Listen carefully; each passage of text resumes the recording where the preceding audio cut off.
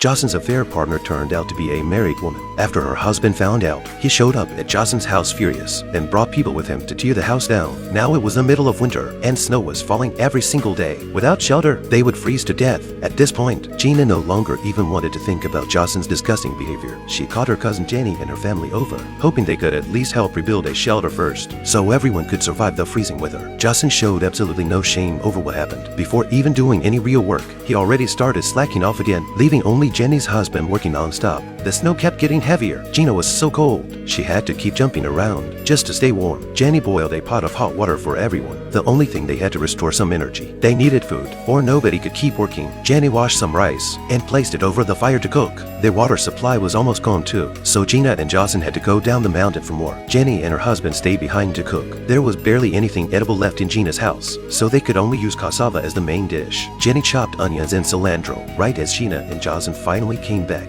On the way home, they had run into a street vendor and bought some noodles, but Jocelyn secretly hid the noodles away, clearly unwilling to share them with Gina's family. So Jenny's husband continued cooking instead. Once the oil in the pan was hot, he added the cassava and onions. After stir-frying them until fragrant, he added huge amounts of curry powder, then chili powder and salt, mixing everything evenly. Finally, he poured in water and let it simmer. Watching how hardworking and dependable Jenny's husband was, Gina felt an indescribable pain inside, but she refused to show it in front of her family, so she forced herself to smile. Before long, the stew released an aroma that made everyone drool. Jenny's husband served everyone large portions of rice, then topped them with a cassava stew, creating a simple but filling meal. Cold and starving, Gina ate huge mouthfuls non-stop. After finishing, she could not resist getting another full plate. Honestly, Gina's dream was very simple. She only wanted a husband who truly loved and cared for her. Even if life was hard and the food was not good, she would never complain. But Jocelyn clearly could not give her that. Gina decided once the house was rebuilt, she was divorcing Jocelyn for good. And of course, the house would belong to Gina.